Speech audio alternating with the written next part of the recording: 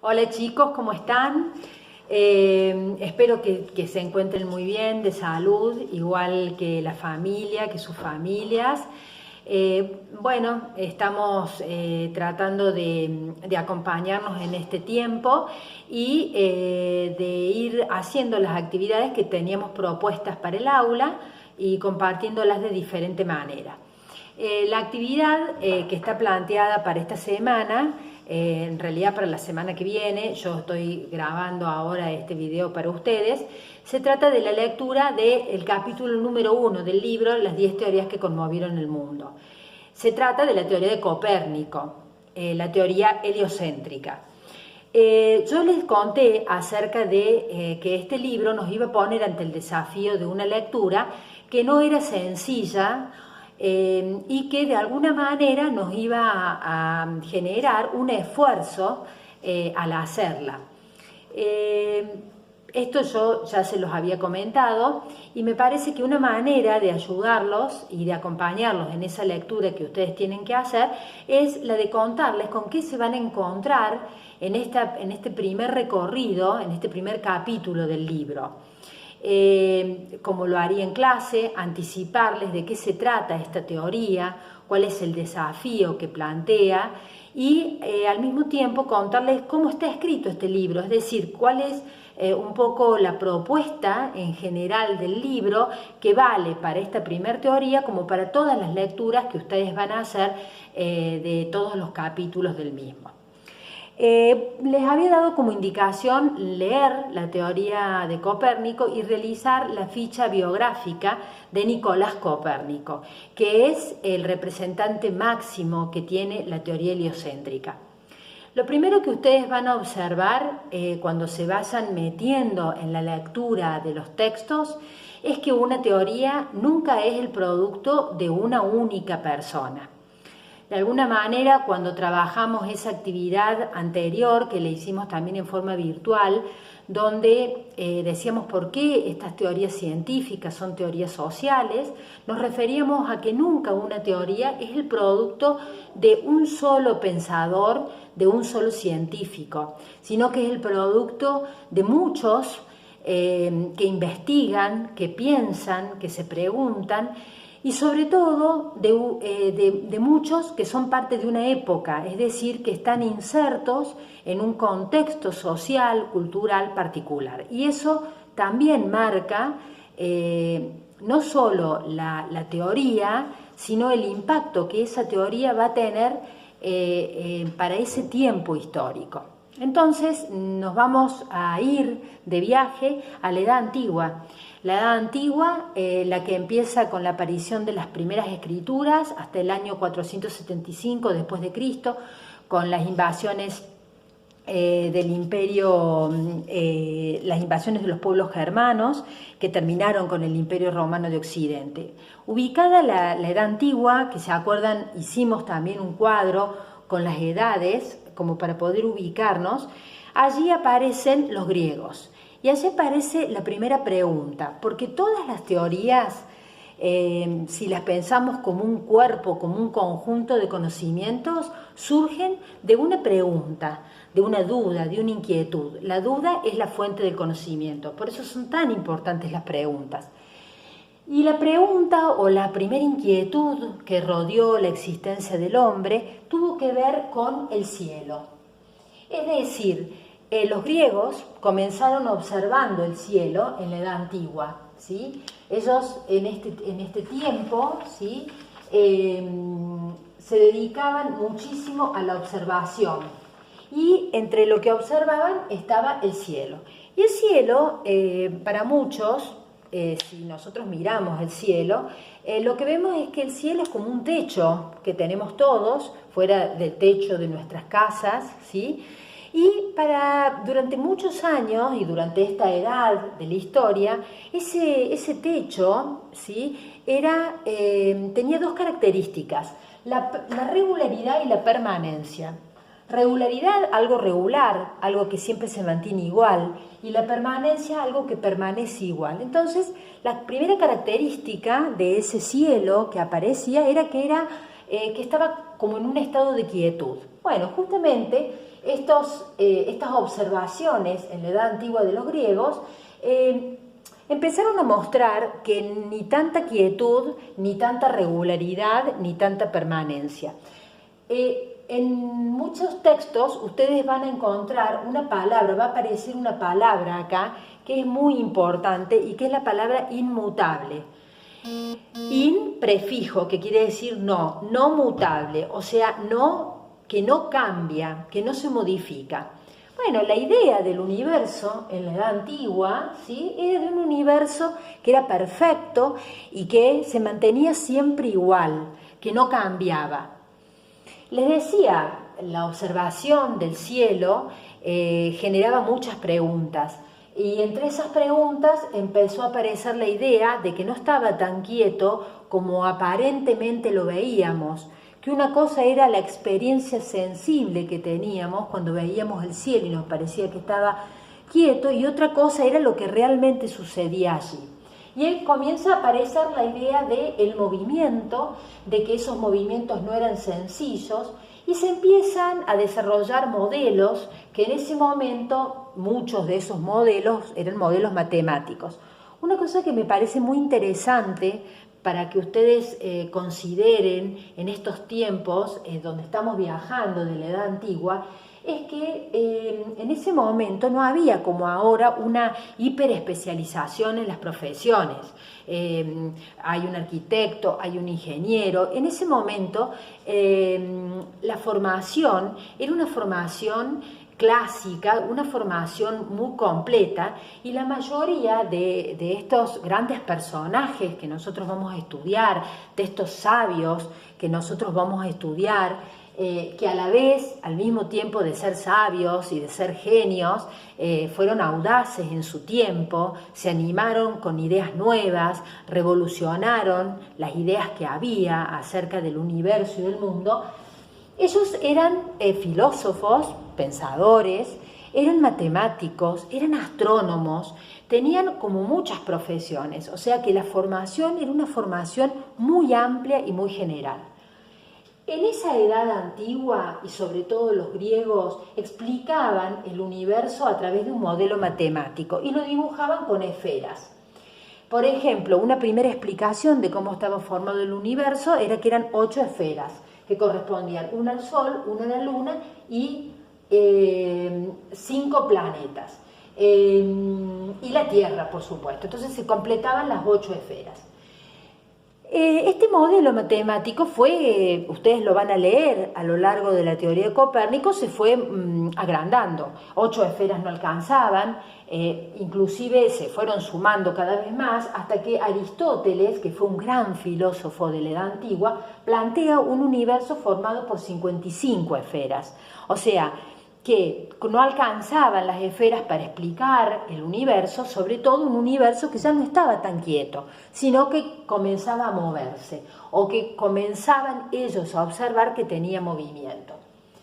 Los griegos comenzaron a observar que los astros eran astros errantes, o sea, vagabundos, que iban, que se movían. A esos astros errantes los llamaron planetas.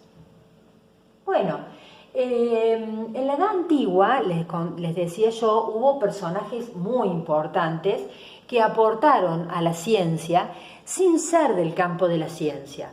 Vamos a volver sobre ese vocabulario que hicimos en nuestra primera clase de metodología, donde definimos qué era ciencia y qué era filosofía. Y definimos a la filosofía como la madre de todas las ciencias, como ese campo de saber amplio, del cual derivan después los conocimientos de las diferentes, de otros campos diferentes. Fíjense, se destacan dos filósofos fundamentales, que son Platón y Aristóteles. Platón explicaba el universo mediante una combinación de círculos y esferas. Aristóteles dividía el universo en dos partes, una parte sublunar y una parte supralunar. Esta estructura del universo de Aristóteles es importante que la tengamos en cuenta en el desarrollo de esta teoría, porque luego, cuando veamos la teoría que sigue, ¿sí? Vamos a volver a esta idea de Aristóteles. Aristóteles decía que el universo se dividía en dos partes, una parte sublunar, donde estaba la Tierra, la Luna, que estaba formada por aire, por agua, por fuego y por tierra. Y esta parte del universo estaba caracterizada por el cambio, por la transformación, es una por el reciclaje, o sea, es una parte del universo que estaba constantemente en cambio. Pero había otra que no estaba en cambio, que era la supralunar, formada por éter, que se le llama así al quinto elemento, que es un fluido invisible que transmite energía y que se consideraba formaba todo lo que existía en ese momento, hasta que después vamos a avanzar con otras teorías que van a empezar a hablar de materia. Todavía en este punto, en este tiempo en el que estamos, hablamos de este quinto elemento que es el éter. Bueno, esta explicación de Aristóteles era su explicación del universo. Ya vamos a ver que estas explicaciones van quedando cortas, van quedando chiquitas para poder responder a algunas preguntas que surgían de la observación del cielo. Ptolomeo, matemático, astrónomo, también explicó el universo y esa explicación del universo de Ptolomeo tenía a la Tierra en el centro del universo y los planetas girando alrededor de la Tierra en esferas que se llamaban epiciclos. Este modelo de explicación del universo es lo que se conoce como la teoría geocéntrica. Geo, tierra, céntrica, centro, es decir, el centro era la Tierra. Y bueno, estas eran las maneras de explicar, pero la observación del cielo generaba muchas preguntas y entonces aparece en la época del Renacimiento, o sea que ya estamos pasando de una edad a otra de la historia, estamos pasando a la Edad Media y nos estamos ubicando en el movimiento del Renacimiento, ¿sí? Un movimiento caracterizado por un gran auge y desarrollo y despliegue del arte, de la ciencia, del humanismo, la imprenta, la reforma, la época de los viajes, de los grandes viajes. En el medio de este contexto surge Nicolás Copérnico. Es muy interesante que ustedes profundicen en la historia de Nicolás Copérnico para que ustedes puedan apreciar cómo se arma y cómo se forma un genio, un hombre que pudo ir más allá con su pensamiento y pudo provocar una verdadera revolución en las ideas. Copérnico no es el único ni el dueño de la teoría heliocéntrica, que es la que viene a romper con esta idea que teníamos anterior del universo. Y aquí aparece algo con lo que abríamos esta conversación y esta presentación. No es solo Copérnico. Fíjense que podríamos pensar a una teoría como una cadena donde cada eslabón se va uniendo para dar al final de ese proceso la conformación de una verdadera teoría. Tuvieron que estar los griegos, tuvo que estar Platón, Aristóteles, Ptolomeo y seguramente muchos otros. Estoy tocando lo central del texto porque aparte, aunque yo quiero que ustedes lo lean todo, quiero que ustedes se queden con las ideas más importantes, no hace falta que vayan a los detalles. Mi interés y mi mayor deseo es que ustedes puedan apreciar lo más importante de este texto.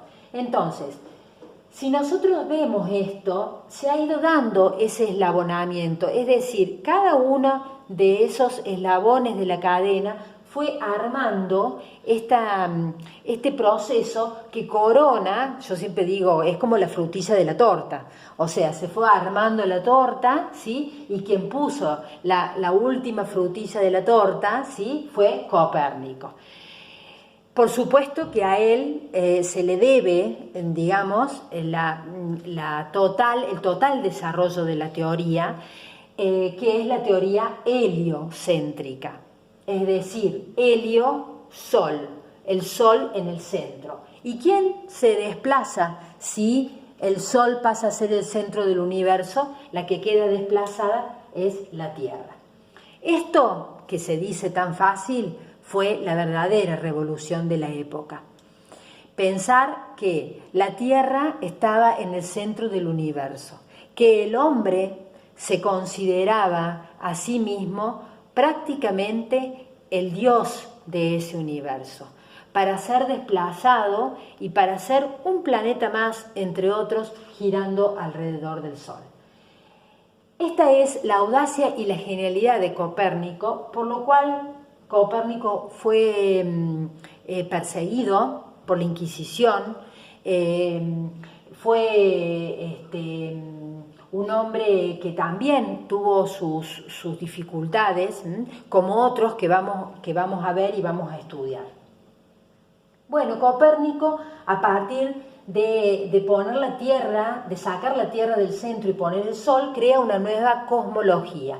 Aquí volvemos a una palabrita que nosotros ya habíamos tenido interés y habíamos sumado a nuestro vocabulario. ¿Qué quería decir? Una nueva cosmología. Cosmo viene de cosmos, universo. Y logía, estudio del universo. Es decir, una nueva manera de explicar y de entender la estructura y el funcionamiento del universo. Explicó el movimiento de zigzag que se había observado en algunos planetas, el tiempo de duración que cada planeta demoraba en dar una vuelta alrededor, no de la Tierra sino del Sol, la Tierra como un planeta más. Y una de las cosas más importantes que aporta, además de este cambio impresionante y fundamental de sacar a la Tierra del centro del universo y poner el Sol, es esta distinción entre lo que vemos y lo que es. Que no siempre lo que vemos, es decir, no siempre aquello que nosotros captamos por una experiencia sensible es lo que es. Sobre todo cuando estamos hablando de lo macro, ¿sí? Estamos hablando del macro universo. Entonces aquí empieza a aparecer esta distinción que es la que le va a dar sentido después a todo el desarrollo de la ciencia, ¿sí? Porque la ciencia se ocupa de verificar y de comprobar, como ya lo vimos también en nuestro vocabulario, por el método científico, aquellas cosas que no podemos captar por nuestra experiencia sensible, o que desde la experiencia sensible tal vez la vemos de una manera y no es así. Yo quizá levante mis ojos, vea el cielo y tenga la sensación de que está quieta la nube, o mirando una noche mire una estrella y tenga la sensación de que esa estrella esté quieta. Sin embargo, hoy sabemos que esa estrella ha viajado y que sigue viajando miles de kilómetros y en otro tiempo inclusive, y eso es algo que nuestra experiencia sensible no la puede captar. Un poco de esto habla esta primera lectura que ustedes van a realizar. Algunos consejitos útiles que son útiles para esta lectura y para las otras que ustedes van a realizar. En primer lugar, entender y buscar siempre en la lectura cuál es el origen que provoca que un montón de personas y de gente se dedique a investigar algo. En este caso era esta idea del cielo, esta atracción, atracción, era una atracción y era una curiosidad que tenían en ese momento los griegos, en la Edad Antigua, por el cielo. Eso, digamos, fue tomado por pensadores, por científicos, y en la búsqueda de una explicación de eso, ¿sí? A partir de entender que no era ni regular, ni quieto, ni permanente, fue dando lugar a cambiar un modelo de explicación del mundo, que era la de Ptolomeo, con la teoría geocéntrica, a la teoría heliocéntrica de Copérnico. Copérnico es el primer eslabón de un proceso maravilloso de creación, de desarrollo de la humanidad y de lo que constituye una verdadera revolución. Una revolución que es científica, pero que también es filosófica, que también es existencial para el hombre, porque correr a la Tierra del centro del universo fue también de alguna manera correr al hombre del centro del universo, de creerse el centro de todo para poder verse como uno más dentro de ese universo. Entonces, por un lado, buscar qué es lo que origina, ¿sí? Qué pregunta, qué curiosidad es la que origina este proceso. Luego, poder identificar, mientras van leyendo, quiénes son los personajes, los protagonistas que van descubriendo, que van investigando cosas y que van armando ese paso a paso, esos eslabones de la cadena. ¿Quién corona y termina esa cadena y le pone el broche y da lugar a la teoría que revoluciona, en este caso, el pensamiento, que es, en este caso, Copérnico, Nicolás Copérnico? Yo les pedí y les sugerí que hicieran una lectura previa al trabajo de elaboración de la ficha de Nicolás Copérnico. La ficha no puede ser una ficha breve, porque Nicolás Copérnico es un personaje que se merece que nosotros profundicemos en quién fue, en su formación y en todo lo que hizo. Por lo tanto, el mismo texto les va a ofrecer algunos datos biográficos y ustedes los pueden ampliar con otras fuentes, consultando otras fuentes. Creo que y espero que esta explicación brevemente les haya servido. Mi idea era facilitarles un poco la lectura, que cuando se encuentren con el texto, por más que entiendo que va a resultar un poco difícil, no lo sea tanto, que puedan con esto tener una idea de a dónde tienen que ir con la lectura o las ideas principales. Van a encontrar muchos más detalles, a algunos les puede interesar mucho, pero lo que yo con lo que quiero que se queden es con esta idea más general y luego que a ustedes hagan estas lecturas, que no es una, como yo ya les indiqué, seguramente son 2, 3, guíense por los subtítulos que tiene. El texto va desarrollándose con subtítulos que ayudan, que le dan como una dinámica a la lectura. Hagan vocabulario por escrito también. Luego, entonces ya cuando la semana que viene ustedes completen las 2 lecturas y puedan compartir las dudas que tienen acerca de esas lecturas y entreguen la ficha biográfica, ahí vamos a trabajar con una pequeña guía de trabajo que va a tener que ver con esto. Probablemente yo también en ese sentido les explique la guía y les dé otro andamiaje, alguna otra ayuda para poder realizar el trabajo. Bueno, espero que se encuentren con el texto, no se asusten, no salgan corriendo, hay que quedarse en casa, así que es más que útil el poder sentarse y hacer el esfuerzo de leer y de tratar de entender eso que vamos leyendo. Espero que estén muy bien, cuídense, los abrazo y hasta pronto.